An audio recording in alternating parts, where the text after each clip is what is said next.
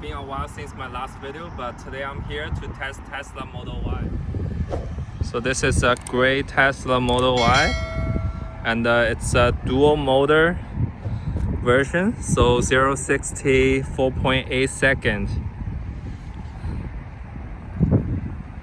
Let's see around the car.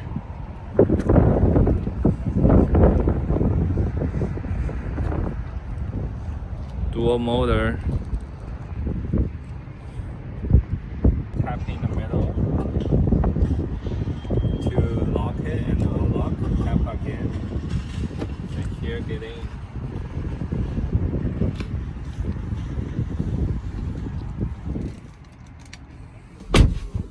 it has a black interior. I really like this Alcantara feeling here, and the leather.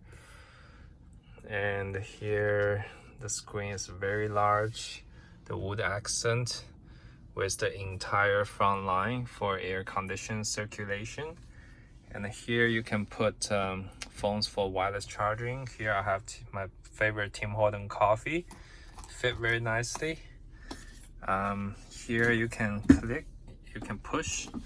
I have my hand sanitizer, and if you want to close, make sure very slowly do so. If you punch it, it will not close properly sometimes. So I have my seat position all the way back to my comfort point. I am 5 feet 10, so I'm sitting and there's like a full hand size of space here, and my head like 2 fist, 1.5 I would say, 1.5 fist. Here's 1 full fist. And the good thing of having an electric car is you have so much space in the middle. You can even stretch your feet here, the surrounding view, and you can see all the sky. It's very beautiful.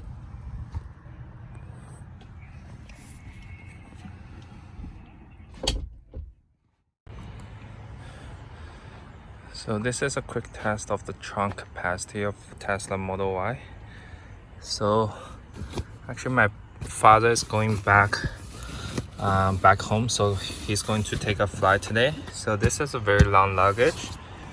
It can actually fit in for the length, and underneath this is a full-size luggage and a smaller carry-on, and the back, it fits actually perfectly, and there are some additional room on top.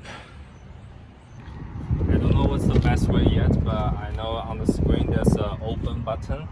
I can just press on the open. Once I press, the trunk will be released.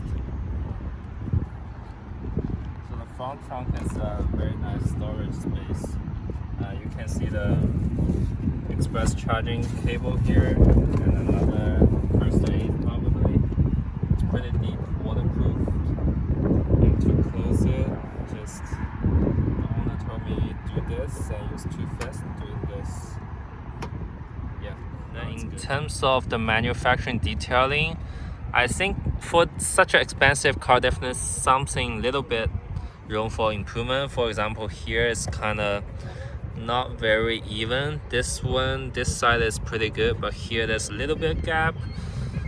Just I'm worried if there's having rain pour, water may get in, but not a too big deal. The water should just come out here again.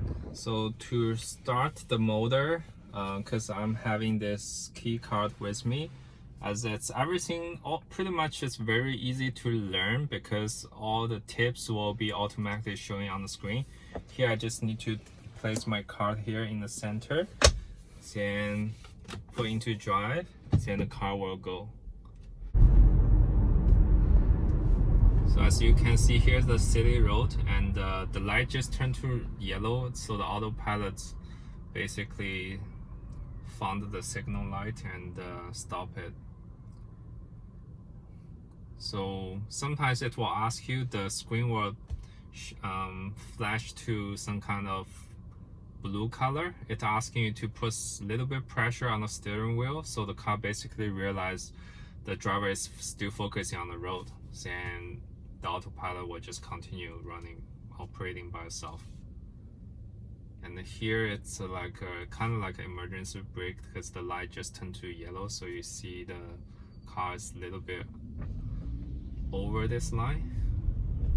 Now it just continue by itself. The maximum limit here is 50 kilometers per hour, and if I apply this, I can actually ask the Tesla to drive a little bit over speed, because normally people drive maybe 10 kilometers per hour over the speed limit on the city condition. Very common for us, like for example, when you are driving a normal gas engine car, if you want to stop, you basically release gas pedal and apply the brake.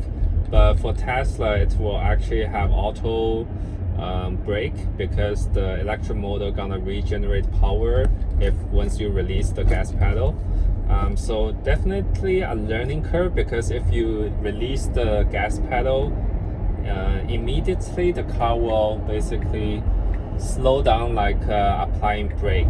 But after an hour or two of learning time, it becomes your second nature. So once you see the car slowing down or there's a traffic light, you kind of release the gas pedal, but you are still putting a little bit, just less power, less pressure on the gas pedal. Then once you fully released, it will become a full stop. And for the brake, the car will actually automatically apply braking when the car is full stop. Here I'm on 401 highway in Toronto. This is one of the busiest highway in Canada. I think autopilot just give up on itself, because I need to change my lane to the left and it kind of doesn't know what to do. Then I heard the signal, the sound, then autopilot just disengaged. I think it's okay, it's in beta mode, so I don't expect too much about it, but this car definitely, the owner has purchased the full autopilot, full self-driving. Hopefully in the future it can be better. Let's try again. So now it's on autopilot.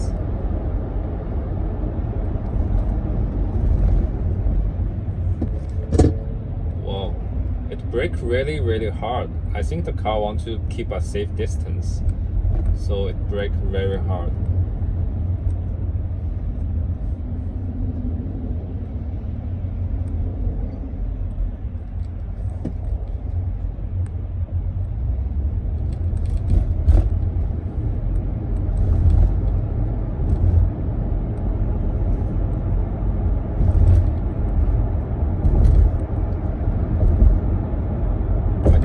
Put my hand just nearby the steering wheel in case anything happen. I want to immediately steer.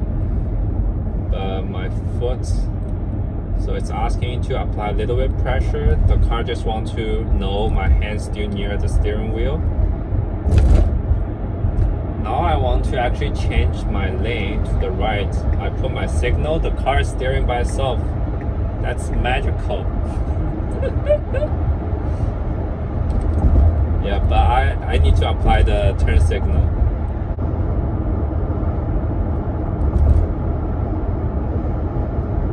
So we are now on DVP. This one is kind of, see the car try to apply by itself. It's kind of tough situation. I think actually Tesla handled this situation very well, because two cars want to come into the lane.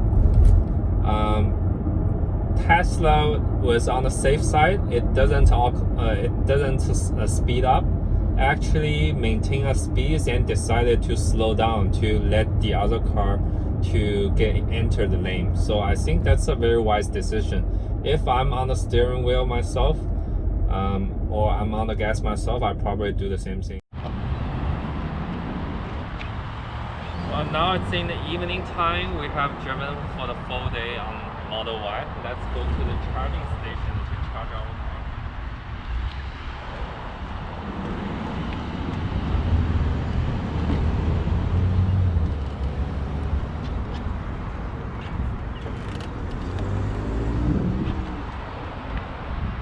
So the light is blinking, that means it's charging now.